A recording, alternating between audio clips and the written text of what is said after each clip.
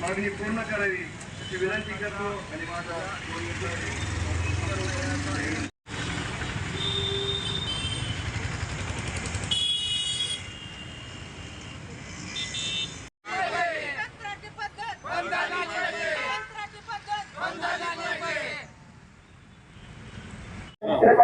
आज आपण जिल्हाधिकारी कार्यालयासमोर उपोषणाला बसल्यावर काय मागणी आहे का? महाराष्ट्र शासनाने 13 जुलैला महाराष्ट्र इमारत व इतर बांधकाम कामगार कल्याणकारी मंडळाचा एक GR काढलेला आहे।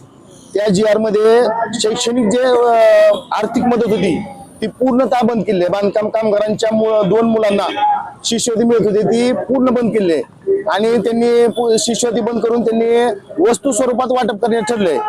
या विरोधात आमचं आंदोलन आहे। वस्तू स्वरूपात वाटप करताना त्या वस्तू स्वरूपाने पहिलं बऱ्याच वेळा प्रत्येक योजनेमध्ये भ्रष्टाचार झालेला आहे। असं की पहिलं त्यांनी RPL ची योजना होती, म्हणजे कामगारांना प्रशिक्षण देणे, तर त्यांना प्रशिक्षण न देता त्यांनी डायरेक्ट फोटो काढून त्याचं बिल उचललंय। दुसरं म्हणजे रक्त तपासणी जी होती, रक्त तपासणीचं पण त्यांनी टेंडर दिलं होतं, त्याच्यामध्ये 6 व्यक्तींच्या घरातले त्यांनी रक्त घेत होते। आई वडिलांची नोंदणी नसताना सुद्धा त्यांनी त्यांचे रक्त घेतले।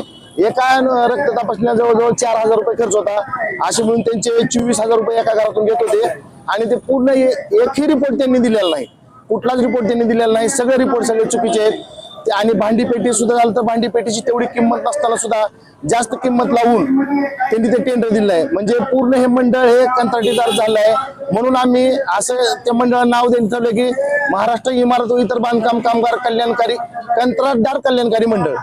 त्यामुळे हा पूर्ण सगळा GR, लग्नाचं जे होतं, विवाह नोंदणीचं जे पैसे होते ते बंद केले, डिप्लोमा डिग्री 1ली ते 8वी सगळ्या योजना पूर्ण शासनाने बंद केल्यात। या प्रकारे महाराष्ट्र शासनाने आणि मंडळाने महाराष्ट्रातील 56 लाख कामगारांना चुना लावलेला आहे।